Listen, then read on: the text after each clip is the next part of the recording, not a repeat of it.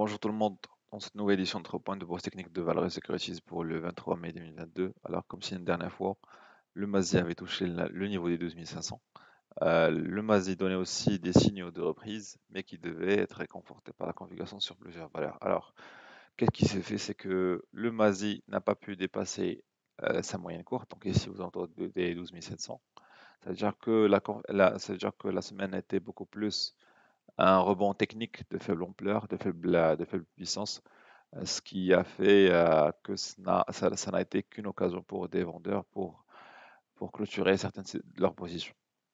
D'accord? D'ailleurs, ici, on note un retour vers les 12 600. Je dirais que pour l'instant, la configuration plaide pour un nouveau plus bas. Donc, il va y avoir probablement une tentative de dépassement des 12 500 à la baisse, mais qui devrait aussi dépendre de la configuration de certaines valeurs qui pèsent sur le MASI.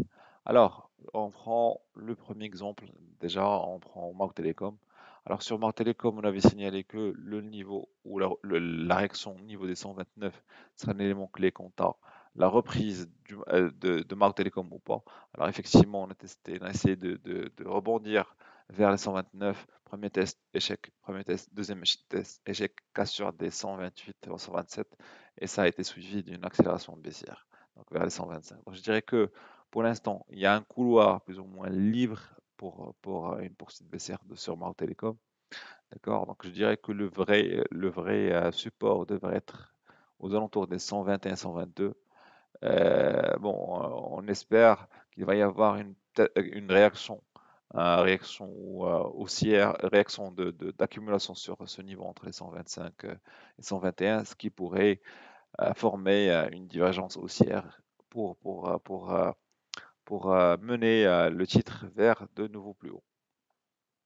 Alors, pour TGLE, la configuration est plutôt différente, dans le sens où, même s'il y a eu une baisse, donc je dirais qu'on assiste plutôt à la formation d'une divergence haussière, ici comme signalé ici. La tendance de fond, certes est baissière sur le court terme, mais elle est haussière sur le long terme. Donc, je dirais que la configuration est beaucoup plus une configuration de consolidation qu'une cassure ou qu'une poursuite baissière. Il faudrait juste attendre la réaction aux alentours des 140, des 457. S'il y a une cassure de ce niveau, ça veut dire que ça sera le début d'un retour vers la tendance de vente, donc à savoir à la hausse. D'accord? Donc, pour résumer, l'évolution de l'indice se jouera principalement entre les télécoms et les bancaires. Les télécoms pourraient baisser, pourraient plutôt tirer le MASI en bas, tandis que les bancaires pourraient redynamiser l'achat sur le marché. Alors pour CH, alors comme c'est une dernière fois, ce support reste toujours d'actualité. On a essayé de le casser à maintes reprises. Les 330 restent toujours d'actualité. Je dirais que en cas de scénario où il va y avoir un rebond sur le MASI, stimulé par les bancaires, je dirais que CH sera parmi l'une des valeurs qui devrait normalement porter cette tendance. Donc je dirais que pour l'instant, tant qu'il n'y a pas eu cas sur 330, la configuration de fond reste haussière. Ce sera beaucoup plus une occasion d'entrée qu'un point de sortie.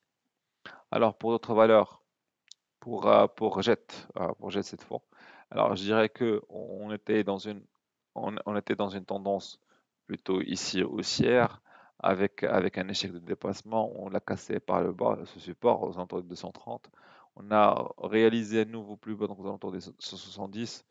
Maintenant, on a essayé de casser l'ancien support devenu résistance, mais ça n'empêche que le titre n'est pas parvenu entre mars et début mai à la dépasser. Ceci dit, on constate depuis quelques jours, donc depuis 4 jours, 5 jours, qu'il y a une tentative de dépassement, d'autant plus que le niveau des 200 dirhams est un niveau de test qui a été testé à maintes reprises au tournant de 2020 et 2021. Donc je dirais que s'il y a une accumulation ici suivie par une cassure et un dépassement des 207, je dirais qu'il pourrait y avoir un rebond au moins technique vers les 220. D'accord? Et mais j'aimerais juste aussi mettre en relief le fait qu'on est dans une période de publication des données trimestrielles pour le T1 2022. Donc, il y a de fortes chances de voir des chamboulements de tendance sur les journées à venir. Alors, pour la dernière valeur qui sera soulignée aujourd'hui, ce sera Doha. Alors sur Doha, on avait constaté un rebond donc au contact des 16 dirhams.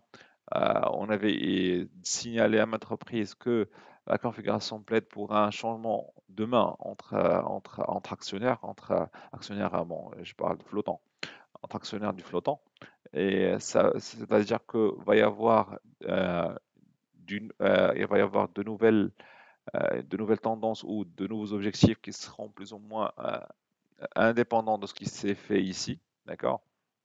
Alors pour l'instant, effectivement, après avoir rebondi sur les 7 dirhams, on a testé les 9 dirhams, on s'est approché des 9 dirhams, puis on a assisté à une longue période où les journées sont plutôt courtes, plutôt l'amplitude des journées est courte, ce qui signifie qu'il y a pas, qu'il y a une absence de volatilité, qu'il y a plutôt une absence d'intérêt, en plus que même sur l'OBV, on constate que même s'il y a une amplitude ici, c'était beaucoup plus une occasion de sortie et de réduction et de sortie des actionnaires, donc des petits porteurs ou d'autres. Alors donc je dirais que pour l'instant la configuration reste pour l'instant baissière.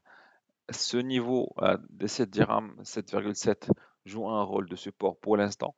Si Si ce niveau des 7,7 dirhams continue de résister et de construire un bon support, donc je dirais qu'il pourrait y avoir une première tentative de test de la moyenne courte, donc aux alentours des 8 dirhams, suivi du dernier plus haut, donc aux alentours des 8,9.